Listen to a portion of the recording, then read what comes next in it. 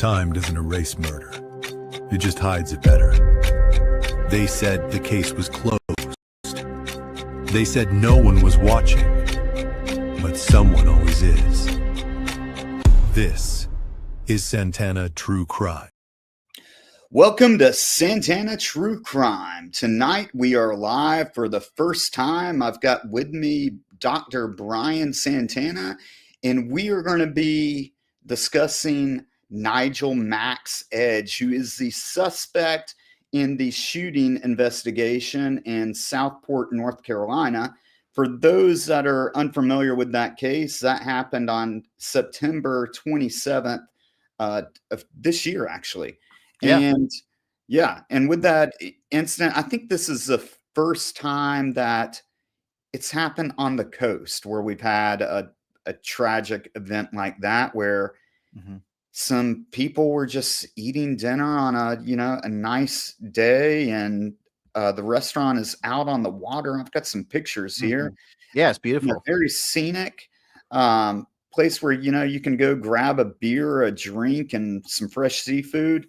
Very tourist destination. And Nigel opened up fire with a .300 blackout rifle, unfortunately killing 3 people and injuring 5. And so today, why we're having this show is he had the probable cause hearing, and Dr. Santana actually attended that hearing. So, Brian, what happened with that? It was an interesting experience. So there's a lot of there's a lot of waiting when you go to the hearing. I think one of the things that, for people that have read our book, A Murder on Campus, The Professor, the Cop, and North Carolina's Most Notorious Cold Case, available on Amazon, Barnes & Noble, or wherever you buy your book. Thank you. There we go.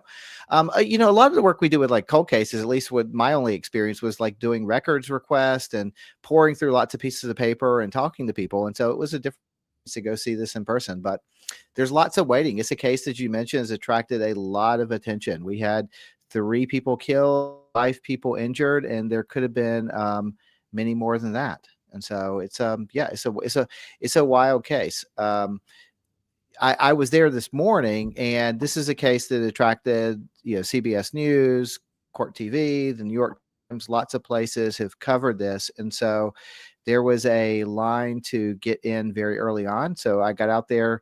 The courthouse opens about 8:30, but the clerk of court had told me that it was a good idea to get out there at least 2 hours before, so to ensure that you had a place in the courtroom. So I was out there. So I got there extra early, and I got there so early that when I got there, I was afraid I'd be in the back of the line, and I was like number 3 in line. So the sun's coming up, and I didn't have any food or drinks. So I was standing out there and talking to a local reporter, and I realized some of the national media were smarter. They actually showed up about 8:15, and they still got in. So I didn't know how big the courtroom was going to be, but yeah, so lots of standing and waiting originally. And then we finally got into the courthouse about 8:30 in the morning, and we were directed to another line that was outside courthouse number 2 in Brunswick County, which is in Bolivia, North Carolina, small kind of coastal town. And so this is starting to sound like Disney World. Yeah, you go into one line to be led into a door for another line. Yeah, it's exactly like that. And we were in the second line. You could actually hear the judge kind of like yelling at somebody for something, and the deputy locked the door and swiped his card. So there was like a red light on this. We couldn't go in there. And so we were waiting, and we could hear all this like yelling and conversations going on. I didn't know like who was being yelled at or why they were being yelled at. And since I was at the front of the line, when we finally opened up at 9:15 was when they opened up the door and told us we could go in. And so you're not really sure what you're going to get. And you go in there, and I was sitting on the first row behind where the district attorney was, and district attorney's desk was. And one of the first things that happened is, the judge is like, he runs a very tight ship. He explained to us all the different ways we could get 30 days in jail, basically. So this was making sure your cell phones were silent, it wasn't not wearing a hat. They would tell you not to do that. I don't think they would throw you in jail for that. But they did say to make sure everything was silent, that this was an official recording and it could be used in the appellate process. And because of that, they took that very seriously. And any disruption, he said, was just going to be 30 days with the Brunswick County Sheriff. And so, and also cautioned that we were not to exit the room unless we were at official like session break. So that was kind of my introduction. I was sitting near some local reporters from the area, from Southport, where the crime happened, and some other surrounding areas in the coast, and a reporter from USA Today on my right. And so it was an interesting kind of mix of people. Yeah, and I think a lot of people are probably used to district court, and that's when a lot of riffraff will be in there, where you're shoulder to shoulder with people, and they're talking about everything from speeding tickets to, a simple assault to a DWI. That's kind of those general courtrooms. Yeah. You were in a superior courtroom, which is less cases, and that's when you have your juries, and everything is, it's a tight ship normally. Yeah, it was somber and quiet. Like there was, I think one of the things, like when we were sitting there waiting for the judge, walked in right at 9:30. And when we were waiting in the few minutes before everything officially got started, it was so quiet. You could hear there's I guess she was a clerk, or she was doing some kind of work for the district attorney, because she pushed this card over that had all this like a big section of files that were related, I guess, to the cases they were hearing that day. And you could hear the squeak of the cart's wheels because it was so quiet in there. So that was, there was not a peep from anyone during all that. So what ultimately happened with the case that day? So we knew that before we can get to that, let me just say one of the things that really surprised me was, so you got this high profile case, you're like out there at the crack of dawn waiting and stuff. And so I'm imagining, I've never been to court like this before. I'm imagining that, wow, this is a high profile case. We're going to do this one case and then go home, and that's it for the day. And I had no idea. And I know you've been to court many times, but like I had no idea that even a high profile case, you're dealing with several other cases during that same, let's say 4-hour docket that the judge had like kind of set apart. They were like, I think 4 hours he had set apart for several cases. And it was just one of several, and it wasn't even given the top priority. It wasn't even the first one that they called.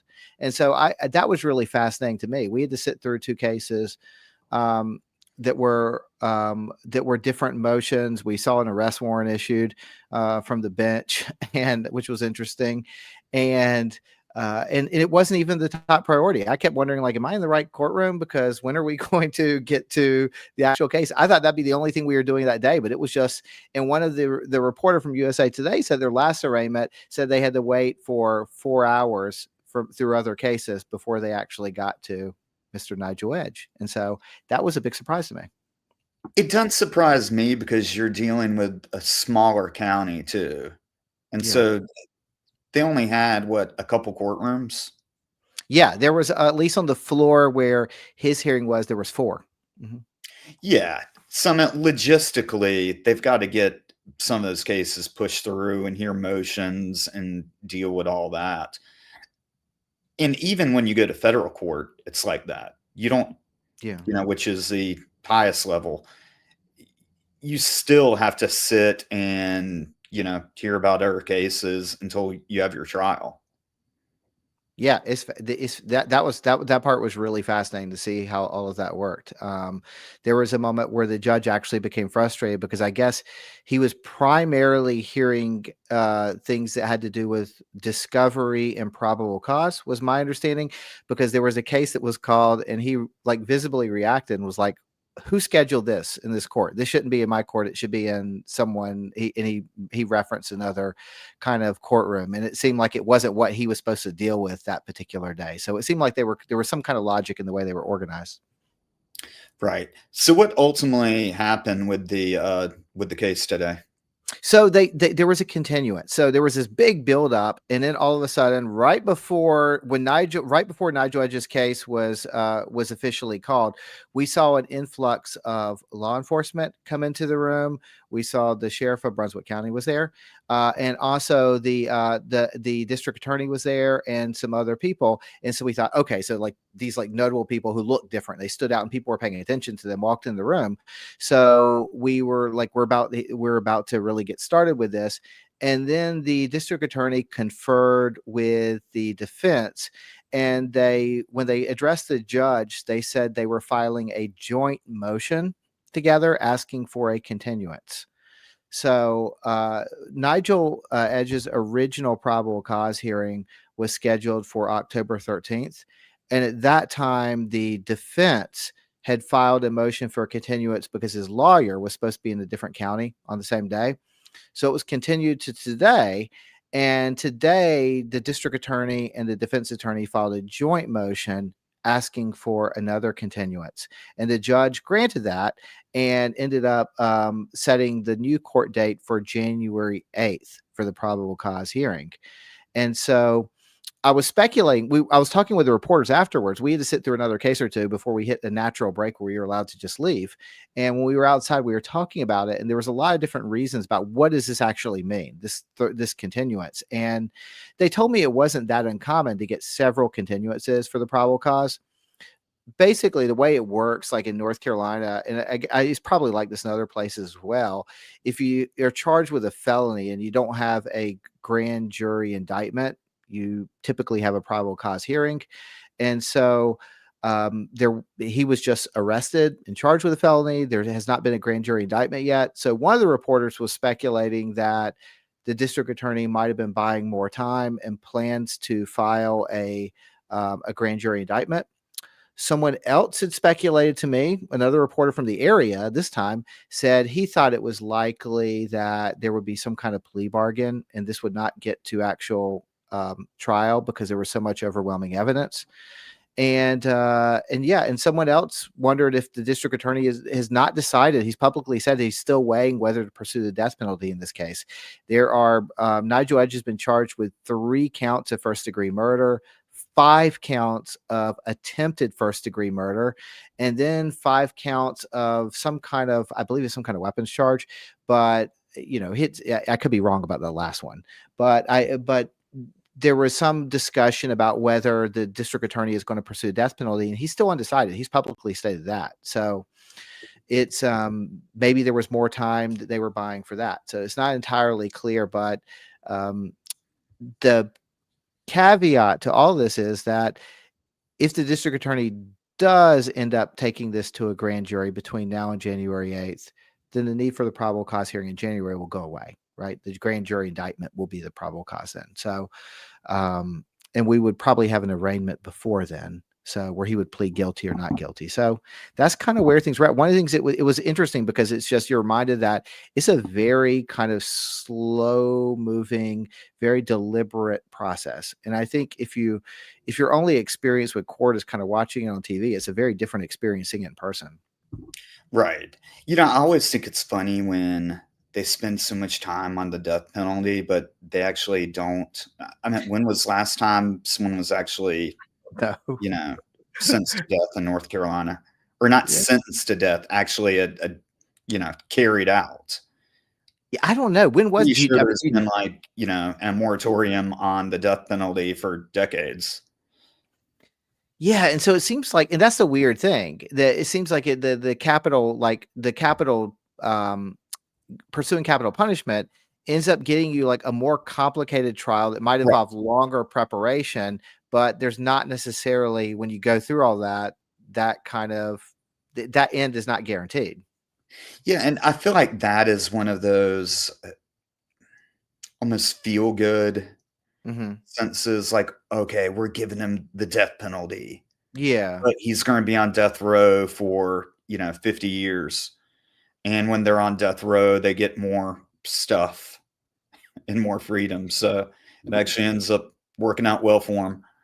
Yeah, and I think Nigel Edge is like complicated because, like, I mean, the evidence he did this is overwhelming. I mean, what's been widely reported. This is not like me. I've heard it from other people that've just been reporting this. You know, that the Coast Guard, when they took him into custody, because this is basically like a drive-by on the Intercoastal Waterway. You know, he was like firing from the water and was pulled over by the Coast Guard. He allegedly confessed immediately to the person of what he had done from the Coast Guard, and so it's just really hard. And there were search warrants served after that, and they collected a whole arsenal of weapons. And they, you know, there's a lot of evidence that's against him, and it's just hard to imagine a scenario where, I mean, it's just really hard in some ways for me to imagine this really going to trial. I just don't know what the incentive would be to do the trial aside from just having some public account. But this is a person that clearly has some deep, deep mental health issues. Yeah, So and it's not. He's got some reasons for having mental health issues. I mean, he was shot in the head during yeah, combat, so we can give him that. Uh, I think that a lot of this, what will happen, will be there's a chance that he'll plead, you know, insanity or make that type of defense, yeah, and then there's the other chance of they just drag this out as long as because it really is a lot of evidence that they have to go through.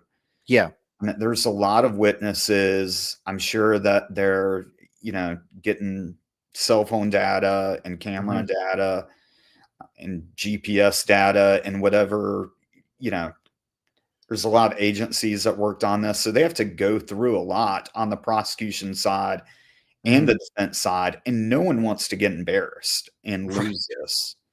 You know, this is not one that you're like, you know what? We're pretty sure that we can win it. We'll just wing it.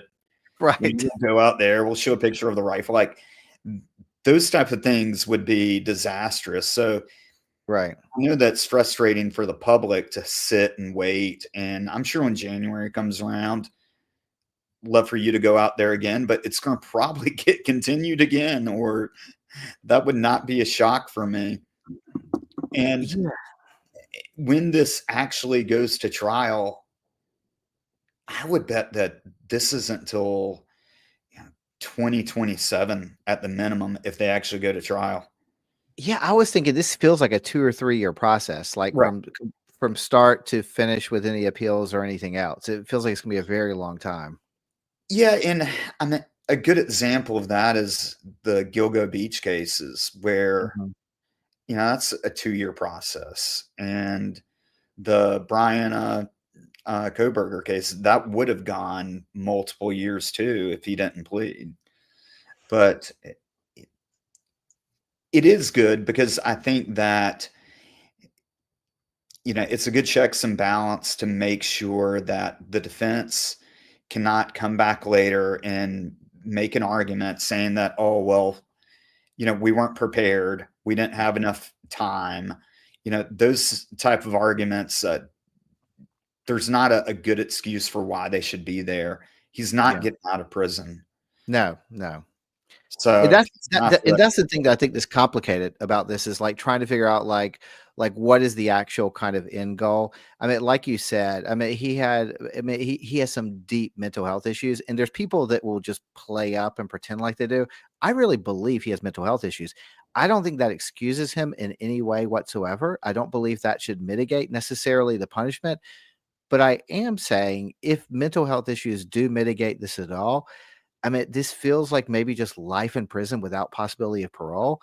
Like, I just wonder if you're a defense lawyer in this case and you have someone who doesn't have so much as a speeding ticket before this crime happens, who is a decorated US Marine who served tours in Operation Iraqi Freedom and others, who is severely injured in combat, which is not debated, and developed severe mental illnesses after that, right? Like, is that enough of a mitigating factor to take the death penalty at least off the table where he just spends life in prison? I think that's a pretty strong argument. Yeah, Um, I mean, he's got a documented TBI, and yes. he also has I mean, here's a picture of him here with his dog on the beach. You know, he was wheelchair bound for a large portion after his injury. Mhm. And of course, he suffers from PTSD. And all that I think is absolutely legit. I mean, like you were saying before, he was in the Marine Corps from September 23rd of 2003 until June of 2009. He obtained the rank of sergeant. He was assaultman as well as in recon. He was in Operation Iraqi Freedom for from January to August, and then from March to May of 2005 and 2006. He's been awarded the Purple Heart, the Combat Action Ribbon, Iraqi Campaign Medal, with 2 Bronze Stars. And yeah, I mean, he was ambushed and shot in the head. I mean, Right. that's a legitimate reason for having, mental health reasons, not to excuse his behavior that day, Right. and not to say that he shouldn't be punished. But I think that brings up a couple issues. One is he really fit to stand trial? Yeah.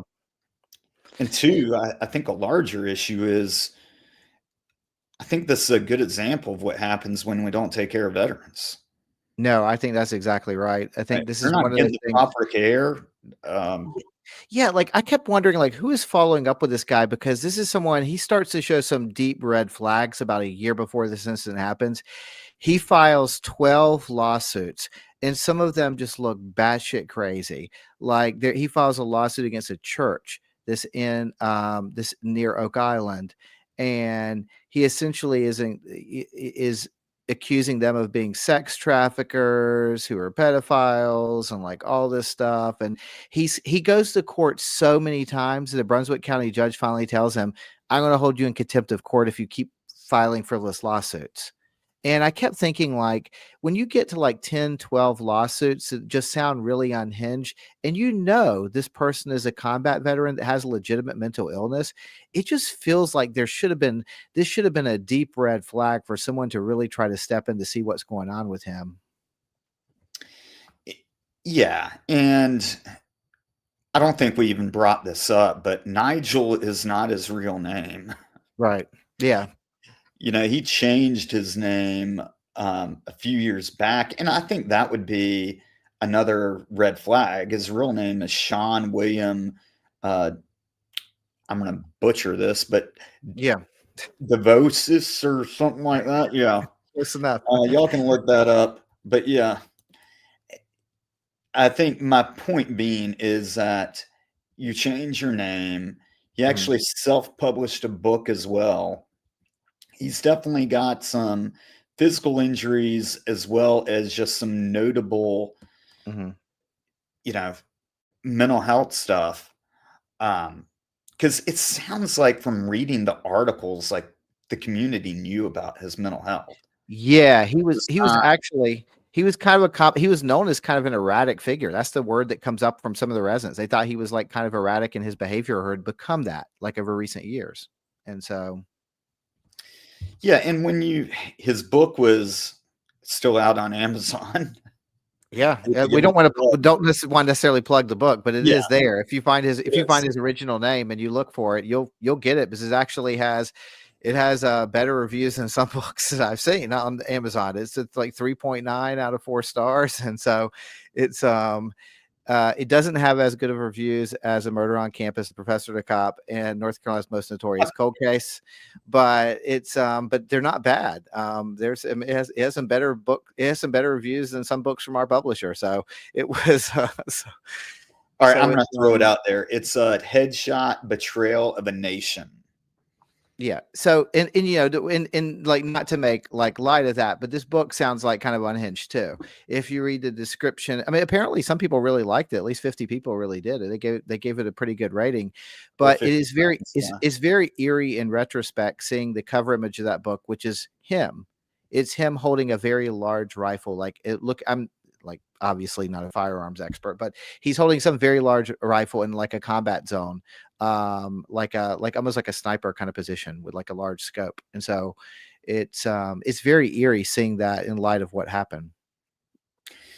Yeah, and this is public knowledge too that he actually used a 300 blackout rifle with a large optic on it and a suppressor, and he actually took headshots allegedly. Yeah. That's Yeah. what's been reported. Yep. All the victims that were killed with a single headshot. Yeah. So that was definitely intentional, and I was wondering of how if the federal government would get involved and Yeah. classify that as a terrorism act at one point because Yeah. of where it was on the water.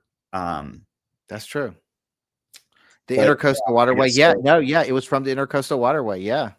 How does that space work? And yeah. But Yeah.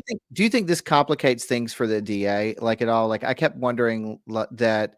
So let's just pretend if you're the defense attorney and you have this person's guilty. They're never getting out of prison. That seems like that's already kind of decided. And if your sole job as a defense attorney is just to make an argument that spares his life so that he's in prison without the possibility of parole, I feel like the defense has a really good shot of doing that. Because these factors that we've described, that's enough. This seems like to me to take the death penalty off the table, enough of a mitigating factor. This seems premeditated. Everyone is describing this as premeditated. It's first degree murder. It's not that, but is this a death penalty case? And I don't know. And again, that's not to diminish. I think this is such a terrible crime. I think that Southport is a beautiful area. It is such a safe community, and the ideas happen. It's traumatic for the people that are in this area. But I just wonder if is part of the district attorney's hesitation, you don't want to be the person in a high profile case that's getting national attention to go to court and lose. And is that part of the calculation, do you think? Is that if we go and I'm getting death penalty, but especially if he's going to life in prison, but are you going to pursue the death penalty if you feel like this defense is going to have a really strong argument to I might not win that part of it? Well, I think if the prosecution may be weighing that if the death penalty is on the table, there's no incentive to plead not guilty. I mean, to plead guilty. Yeah. You might as well just say, screw it. I'm going to take my chances because, Yeah. that you're receiving the max punishment. I think that is a very easy offer to make someone that's good for everyone because it doesn't drag the victims through all this and make them relive it. And I think that logistically, especially, with these high profile cases that are going to last years and years, and you're going to be devoting years of your time to it as well. If you can get, from a logistical aspect, get them to plead, to life in prison, I would see that as being the best option. But I don't think they're going to be, either side is going to be in, a rush to do so. Because, the defense is not going to want to ethically agree to something after, before they've gone through all the evidence. And I'm not sure how big his defense team is, but I would guess that his defense is probably appointed by the court. So yes, he will get an attorney has experience working capital murder cases because they have to be able to represent them. But he's not getting Karen Reed's 6-person defense team that just has an entire staff to go through things. I'm sure that he's going to get 1 or 2 lawyers and a couple paralegals working on this case. But it's going to be a lot of work. And this is, they'll be spending every minute until January going through this case. And so you think maybe part of the calculation then is it seems like the idea of, I know that insanity pleas are incredibly difficult to pull off and are very rarely successful. But I wonder if you look at his circumstance in particular for multiple years before this happened, and you say, maybe insanity is something that we have some shot with. That's not something we want to rule out. It would be fun, and maybe we can do this in January, is bring on a Mhm. defense attorney, because I would love to hear their point of view on this, but I would think that would be the most logical way to go. Yeah. And if you're going to roll your dice on anything and plead not guilty, you're definitely doing that. Right. Because it meant, from my understanding, he made multiple passes before he shot, and he was arrested at the boat ramp. Yeah, had been there multiple days on different days and was waiting for when there was the most people out there. Yeah. So you So can't say that, he didn't plan this or it was spontaneous. But I think what you can try to do if you're the defense team is to bring up this, documentation, which I'm sure he's got in his military file, of PTSD and the TBI, and talk about the effects of that and how, this changed the course of his life and what control he really had. Now, again, I still think he needs to be held responsible, but I think that when you put that into a juror's hands, you may get some sympathetic jurors that may be able to be swayed. Well, there's a high rate of people in this region, whose family served in the military and who there's a large military population and retired military and other things. And you have some jurors potentially on there with family members or maybe themselves or people they know who have suffered from similar issues from Iraq and, other things like that. Then you have that might be a very compelling argument to make. Yeah, I mean, North Carolina is home to Fort Bragg, which has 82nd Airborne and houses the 3rd Special Forces Group, I believe. And also you've got Camp Lejeune, that's an hour from Southport, if that. Yeah. And so, yeah, it's a lot of military in that region. And I think that's a very likely outcome, that you would have some of those members on a jury. Yeah. So you said that the next hearing is in January, right? Yeah, so right now the next hearing is January 8th. So I'm going to be checking on it weekly and see if there's any update, but that shouldn't change unless there is a grand jury indictment between now and January. So if there's a grand jury indictment, this probable cause hearing will go away. If they want to just use this extra time and we go to the probable cause hearing, then we'll be back on January 8th. All right. Well, and you are going to be writing an article on this case and the PC hearing, right? Yes. So I have an article coming out tomorrow morning that is through Medium's True Crime feed. Thank you. I will be posting it on my website. I'll be posting it on my Instagram as well, a link at True Crime Professor on Instagram. And so, yeah, it'll be out there before lunch tomorrow. So Medium's True Crime feed. All right, great.